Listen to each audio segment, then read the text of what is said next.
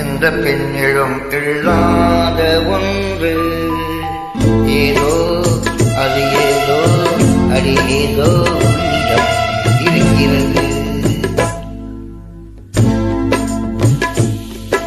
அதை அறியாமல் விடமாட்டேன், அதுவரை உன்னை தொடமாட்டேன்.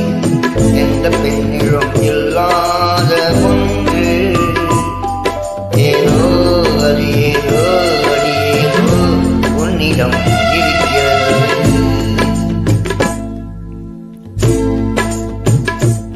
அதை அறியாமல் விடமாட்டேன், அதுவரை உன்னை தொடமாட்டேன்.